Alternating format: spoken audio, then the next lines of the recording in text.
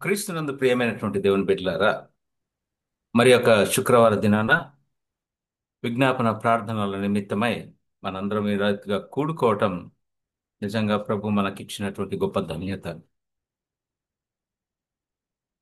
నిజంగా మనం ప్రార్థించినప్పుడు ఈ ప్రార్థనల ఫలితం మనం పొందుకుంటున్నామా, అనుభవిస్తున్నామా అన్నటువంటిది మన జీవితాల్లో కొన్ని సందర్భాల్లో కొంత ఆలస్యంగా వాటి యొక్క ఆ, జవాబును మనం తీసుకుంటూ ఉంటాం.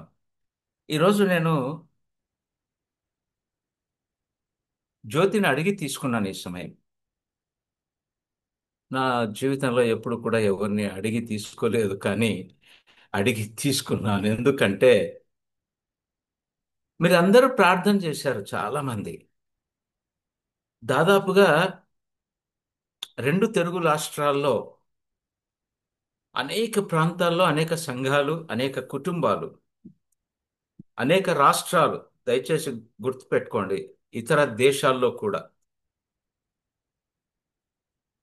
నా కుటుంబం గురించి ప్రార్థించిన వారు అనేక మంది ఉన్నారు.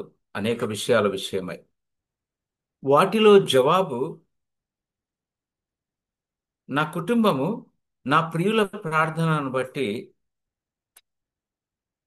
ఆ ధన్యతలోకి వెళ్ళటం అనేది, ఆ ధన్యతలో నా కుటుంబం ఉండటం అనేటువంటిది, ఆ, అది నేను ప్రకటించకపోతే ప్రభువుకు అవమానం. అందుకే నేను జ్యోతిని అడిగి మరీ తీసుకున్నాను. ఆల్రెడీ జ్యోతి ఒకరికి ప్రామిస్ చేసింది. ఆ, కానీ సావిత్రి కూడా చాలా ప్రేమతో ఈ సమయాన్ని నాకు ఇవ్వటం బట్టి దేవునికి నేను ఎంతగానో కృతజ్ఞతాస్తుతులు చెల్లిస్తూ ఉన్నాను. ఇకపోతే వాక్యంలోకి వెళ్తే, వాక్యాన్ని కొంత చూసుకొని ఆ తర్వాత నేను నా సాక్ష్యాన్ని చెప్తాను. వాక్యంలో ఏమని ఉందంటే, నిర్గమాకాండములో ఒక మాట జ్ఞాపకం చేసుకొని మనం ధ్యానం చేద్దాం. నిర్గమాకాండము 12వ అధ్యాయము 14వ వచనంలో ఒక మాట వ్రాయబడి ఉంది.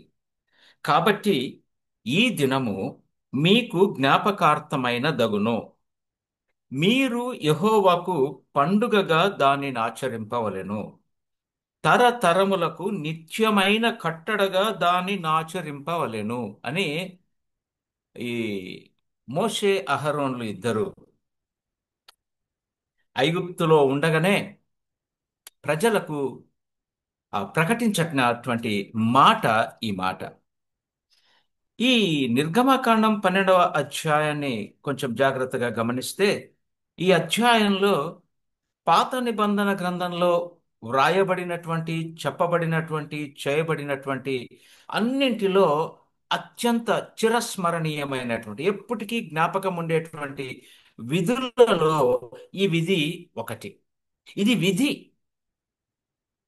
ఈ విధిని తప్పకుండా చేయవలసినటువంటిది, మరచిపోదగనిది. అంత మాత్రమే కాకుండా ఆ దేవుడు చేసినటువంటి, యెహోవా దేవుడు చేసినటువంటి కార్యాలన్నిటిలో కూడా ప్రధానమైనటువంటి కార్యము ఈ అధ్యాయంలోనే ఉంది. అది ఏంటి అని అంటే, ఇదే 12వ అధ్యాయము 23వ వచనంలో ఒక మాట ఉంది, అది చదువుతాను. యెహోవా ఐగుప్తీయులను హతము చేయుటకు దేశ సంచారము చేయుచు, ఐగుప్తీయులను హతము చేయటానికి దేవుడు ఆజ్ఞాపించి అనుమతించి వారిని అలాగు హతము చేస్తూ దేశ సంచారం, ఐగుప్తు దేశం అంతా కూడా సంచారము చేస్తూ ఒక మాట మాత్రం అక్కడ పలుకుతాడు. ద్వారబంధపు పైకమ్మి మీదను రెండు నిలువు కమ్మిల మీదను ఉన్న రక్తమును చూచి యెహోవా ఆ తలుపును దాటిపోవును. ఇక్కడే ఆ రక్త ప్రోక్షణ, అట్టి రక్త ప్రోక్షణ ద్వారబంధములు కలిగి ఉంటే పాస్ ఓవర్ అని అంటాం, దాటిపోవుట. యెహోవా దేవుడు ఆ ఇంటిని నాశనము చేయకుండా ఆ దాటిపోతాడు. ఇట్టి నిబంధన ఇశ్రాయేలీయులకు మోషే అహరోన్లు ప్రకటిస్తారు ముందే. మీరు ఈ విధంగా ఒక జంతువును తీసుకొని దాన్ని బలి చేసి ఆ రక్తాన్ని మీ ద్వారబంధకాలకు పూయండి. అది గుర్తు.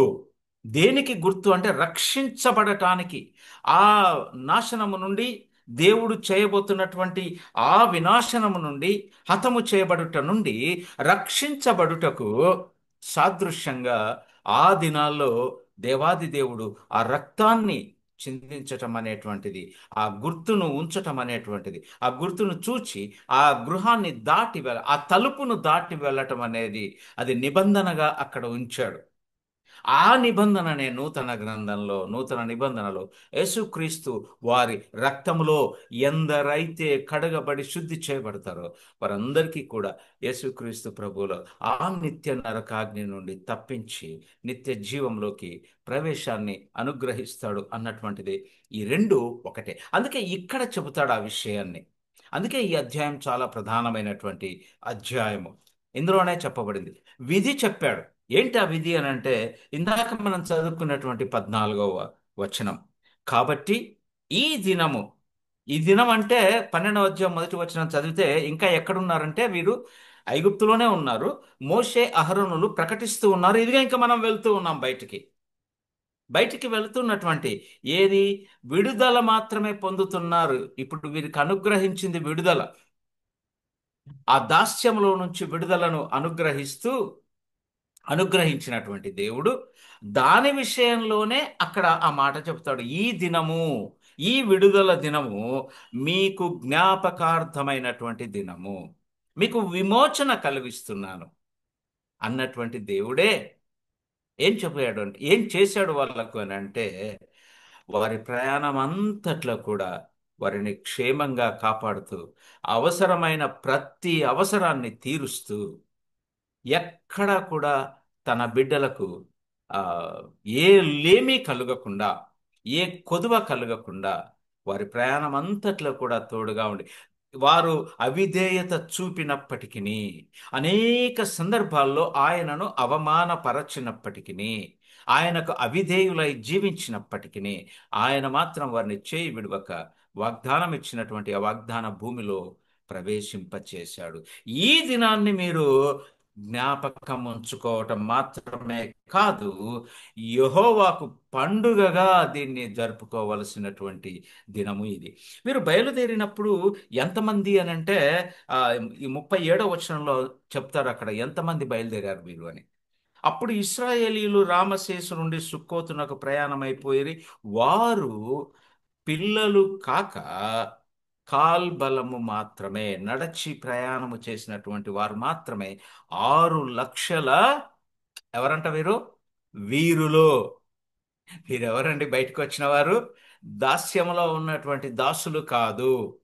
ఇప్పుడు వీరికి పెట్టబడినటువంటి పేరు ఏంటి అనంటే వీరులు, జయము పొందుకున్నటువంటి వారు, యుద్ధ వీరులు, సైన్యములకు అధిపతి అయినటువంటి యెహోవా దేవుని చేత బలపరచబడినటువంటి వీరులు వీరు.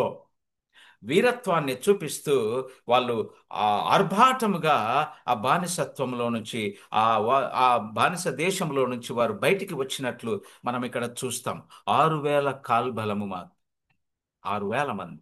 ఎందుకు ఈ మాట చెబుతూ ఉన్నాను అని అంటే, వారి ప్రయాణంలో దేవుడు తోడుగా ఉన్నాడని ఇందాక అన్నాను. ఉన్నాడు. వీరికి వచ్చినటువంటి ఆ అనేకమైనటువంటి అనానుకూల పరిస్థితులు దేవుడు కల్పించినవే. ఎందుకు దేవుడు కల్పించినవే అని నేను అంటానంటే, ఇక్కడ ఒక మాట నేను జ్ఞాపకం చేస్తాను మీకు. అదేంటి అనంటే, 14వ అధ్యాయము 4వ వచనంలో ఒక మాట చూస్తే, అయితే నేను ఫరో హృదయమును కఠినపరచెదను, అతడు వారిని తరుమగా, నేను సైన్యములకు అధిపతి అయినటువంటి దేవుడనైన నేను, ఇశ్రాయేలీయుల దేవుడనైన నేను, ఈ సర్వ సృష్టికి అధిపతి అయినటువంటి అధికారము కలిగినటువంటి దేవుడనైన నేను ఫరో వలనను అతని సమస్త సేన వలనను మహిమ తెచ్చుకొందును. వారికి వచ్చినటువంటి ప్రతి ఇబ్బంది కూడా ఐగుప్తు రాజులు, ఐగుప్తు ప్రజలు, ఐగుప్తీయులు నిజముగా వీరి దేవుడు గొప్ప దేవుడు అని గ్రహించటానికే. అట్టి సందర్భంలో ఆ మాట చెప్పినటువంటి ఆయన అదే అధ్యాయము ఆ 17 18 వచనానికి వస్తే, ఇదిగో నేనే ఐగుప్తీయుల హృదయములను కఠినపరచుదును, వారు వీరిని తరుముదురు, నేను ఫరో వలనను అతని సమస్త సేన వలనను అతని రథముల వలనను అతని గుర్రపు రౌతుల వలనను నాకు మహిమ తెచ్చుకొందును. Praise the Lord. అందుకే వారి ప్రయాణంలో వారు ప్రయాణం చేస్తూ ఉన్నప్పుడు ఆ సముద్రం దగ్గరికి తీసుకొచ్చాడు, ఎర్ర సముద్రం దగ్గరికి. యాక్చువల్గా ఇక్కడ ఇదే అధ్యాయంలో 13వ అధ్యాయంలో చూస్తే 18వ వచనంలో ఉంది. ఎర్ర సముద్రపు చుట్టుదారి అరణ్య మార్గంలో వారిని నడిపిస్తాడు. ఎందుకు అనంటే ఆయన నామాన్ని ఇశ్రాయేలీయులుగా కాదు, ఐగుప్తీయులు కూడా తెలుసుకోవాలి. వారు కూడా నా మహిమను గుర్తించాలి. ఆ మాట ఆయనే పలికిన మాట అది. వారు కూడా గుర్తించటానికే వారి ప్రయాణంలో ఎర్ర సముద్రం దగ్గరికి తీసుకొచ్చి వారిని అక్కడి వరకు తీసుకొస్తూ అక్కడ ఫరోను మళ్ళీ కఠినపరచి తన గుర్రపు రౌతులను, తన బలాన్ని, తన సైన్యాన్ని తీసుకొని తిరిగి వీరిని వెంబడిస్తాడు. అది చూచినటువంటి ఎవరు? ఇశ్రాయేలీయులు. 14వ అధ్యాయం 10వ వచనంలో క్లియర్గా ఉంది. ఫరో సమీపించుచుండగా, వెనక ఫరో సైన్యం ఉంది, ముందు చూస్తే మహాసముద్రము, ఎర్ర సముద్రము అడ్డంగా ఉంది. మధ్యలో వాగ్దానము చేయబడినటువంటి పుత్రులు ఇశ్రాయేలీయులు ఉన్నారు. ఇక్కడ దేవుడు మహిమపరచబడటానికే ఈ రెండు వారి మధ్యలో పెట్టాడు. ముందు వెళ్దామంటే మా ఎర్ర సముద్రం ఉంది, వెనక్కి వెళ్తే ఫరో సైన్యం ఉంది. మేము వెనక్కే వెళ్తామంటారు వీళ్ళు. ఒకేసారి ఆ మాట అనలేదు, క్షమించండి. వారు ముందు ఏం చేశారంటే 10వ వచనంలో చూస్తే ఫరో సమీపించుచుండగా ఇశ్రాయేలీయులు కన్నులెత్తి ఎక్కడికి చూశారు? ఐగుప్తీయులు తమ వెంట వచ్చుట చూచి మిక్కిలి భయపడి వారు చేసిన మంచి పని ఏంటంటే యెహోవాకు మొరపెట్టారు. యెహోవాకు మొరపెట్టారు. మొరపెట్టిన వారు మళ్ళీ ఏమయ్యారంటే భయపడ్డారు కదా. భయపడి మోషే అహరోన్లను వారి మీద కోపాన్ని ప్రదర్శిస్తూ, ఏమయ్యా మేము అక్కడ చదువుకుంటుమే, అక్కడ సమాధులు లేకుండానా, మేము అక్కడ పాతి పెట్టబడకపోతుమే, ఎందుకు మమ్మల్ని ఇక్కడి వరకు తీసుకొచ్చావు అని అన్నప్పుడు దేవాది దేవుడు మోషే కూడా ఆ వాటి విషయమై దేవుని యొద్ద ఆ, వివరణ అడిగినప్పుడు అప్పుడు దేవుడు అంటాడు, ఏంటి నువ్వు, నీ చేతిలో ఏముంది? కర్ర ఉంది. ఆ కర్ర చేతనే కదా నీవు ఫరో రాజు దగ్గర నీ నా మహత్యాన్ని చూపించావు. ఆ మహత్యాన్ని ఇప్పుడు నీవు మరలా చూపించు, నీ వెనక ఉన్న నీ జనానికి, నా ప్రజలకు. అలాగే తరుముతున్న ఫరో సైన్యానికి నా మహిమను నేను చూపించబోతున్నాను, చూపిస్తున్నాను. చెయ్యి, కర్ర చాపు అన్నాడు. చాపాడు, పాయలైంది. ఇశ్రాయేలీయులు స్తోత్ర గీతాలు పాడుతూ ఆ పొడి నేలన, సముద్రము కింద పొడి నేల, మహా ఆశ్చర్యము, మహా ఆశ్చర్య కార్యములు చేయగలిగినటువంటి దేవుడు ఆయన.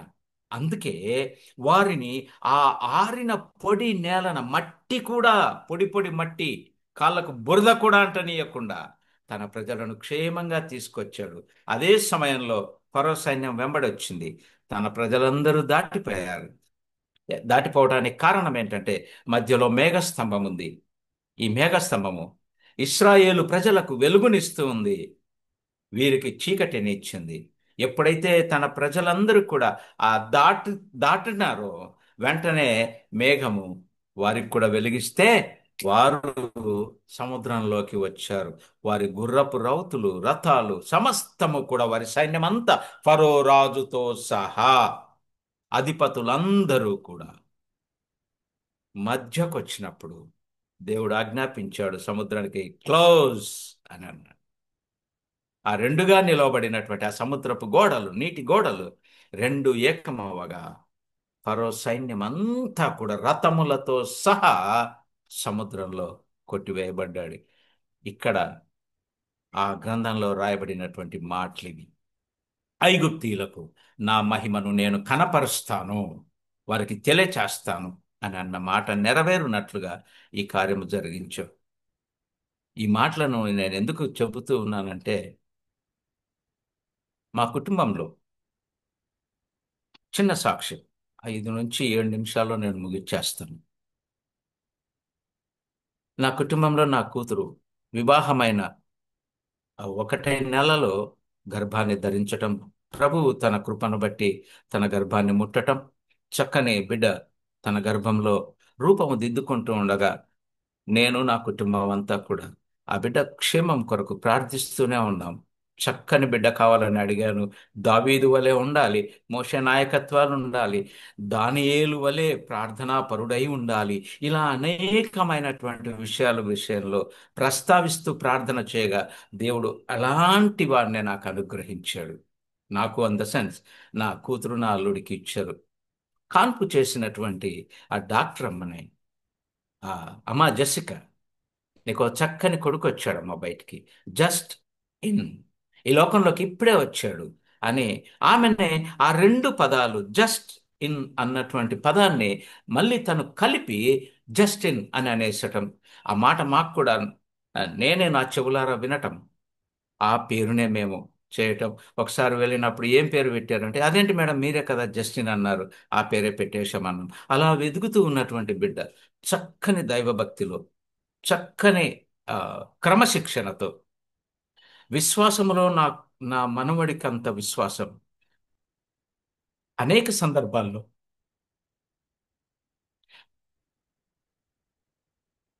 నేను కూడా కోల్పోయాను. ఆ చిన్న బిడ్డ ఇక కొన్ని గంటల్లో చనిపోతాడు. పక్క బెడ్లో ఒక సంవత్సరం పాప బ్రెయిన్ క్యాన్సర్తో పక్కలో ఏడుస్తుంటే, ఆ అమ్మాయి పేరు Rosy. Rosy, don't cry, Jesus will heal you అని పలికినటువంటి ఆ చిన్న బిడ్డ ఎంత ధైర్యంగా ఉన్నాడంటే, ఇక కొన్ని గంటల్లో చనిపోతాడు.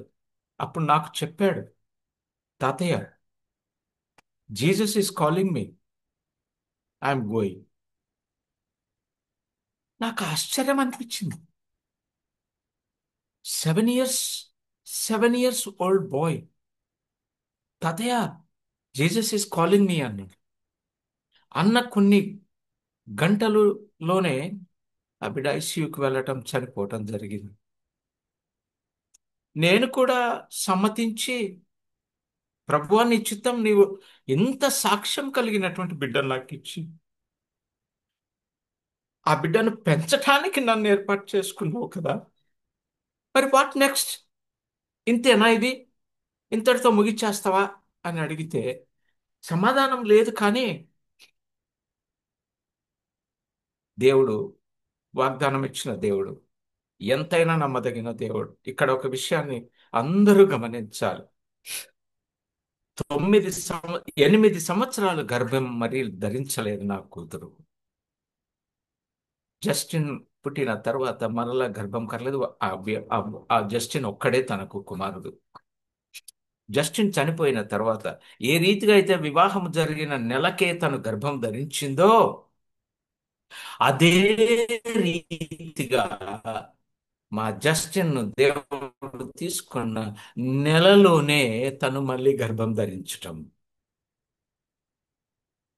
ఎంత ఆశ్చర్యం అంటే, నిజంగా ఏ రీతిగా అయితే మొదటి కాన్పులో తను 12 గంటల కాన్పు నొప్పులు అనుభవించిందో, ప్రసవ వేదన పడిందో, అదే రీతిగా అది ఉదయకాలం, ఇది రాత్రి కాలం.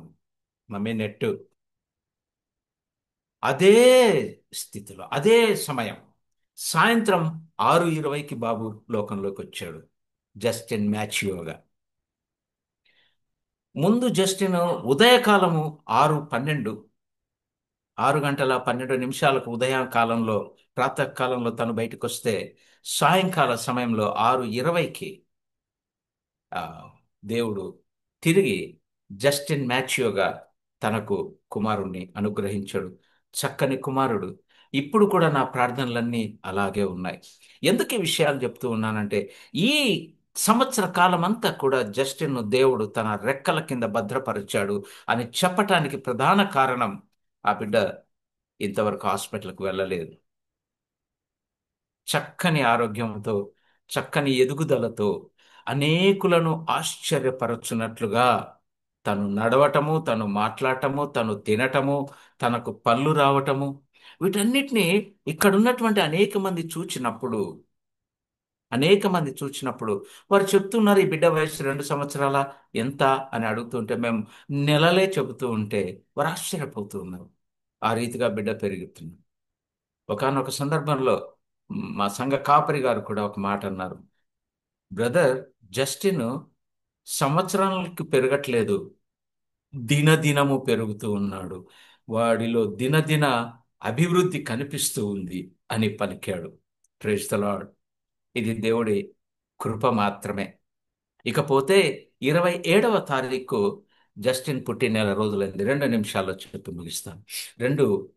27వ తారీఖు జూలై నెలలో ఆ, బర్త్డేగా ఉన్నప్పుడు, ఆ సందర్భంలో నేను అనేకులను ఆహ్వానించేటప్పుడు ప్రార్థనా పూర్వకంగానే అందరినీ పిలిచాను. అందరినీ నేను ప్రార్థించేటప్పుడు చెప్పిన మాట ఏంటనంటే, దయచేసి మీరందరూ ప్రేమతో సమాధానంతో మా మధ్యకు రండి, ప్రేమతో సమాధానంతో మాతో సమయాన్ని గడపండి అని చెప్పాను. వారందరూ కూడా నిజంగా అండి ప్రేమతో కుటుంబాలు కుటుంబాలుగా వచ్చారు. ఒక్కరు వచ్చినటువంటిది ఎవరూ లేరు. అందరూ కూడా కుటుంబాలతో వచ్చినారు.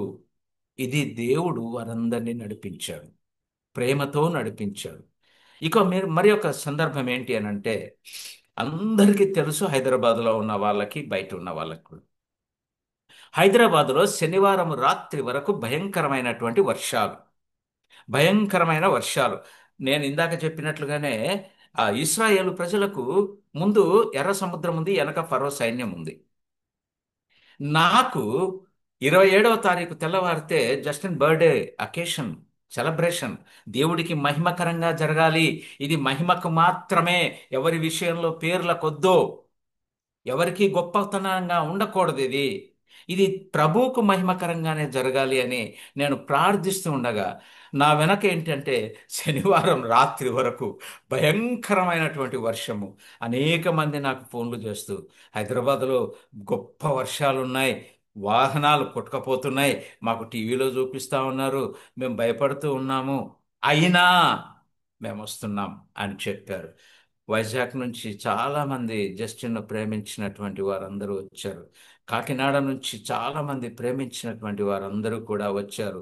అనేక ప్రాంతాల నుంచి, అనేక ప్రాంతాల నుంచి నా కుటుంబాన్ని జస్టిన్ ప్రభువును బట్టి ప్రేమించి, సమస్తమును అధిగమించి, ఆటంకాలనన్నిటినీ అధిగమించి, అననుకూల పరిస్థితులనన్నిటినీ కూడా అధిగమించి ఆ ఆ థ్యాంక్స్ గివింగ్ ప్రేయర్కి వచ్చి ప్రభువుకు మహిమ కలుగునట్లుగా మర్యాదగా క్రమముగా అందరూ ప్రవర్తించటం, ఆ కార్యక్రమము ఘనంగా జరగటము, ప్రభువుకు మహిమకరంగా జరుగునట్లు దేవుడు ఇచ్చిన సమయాన్ని బట్టి, పంపించిన ప్రతి ఒక్కరిని బట్టి ప్రభువుకు స్తోత్రం చెల్లిస్తూ, దేవుడు ఇంత మంచి అంటే నేనేమంటున్నా అంటే, ప్రార్థన తప్పకుండా దేవుడు వింటాడు. నేను నా అనేక మందికి కూడా నేను అందరికీ చెప్పాను, దయచేసి ప్రార్థనలో కొనసాగండి, దయచేసి ప్రార్థనలో ఉండండి.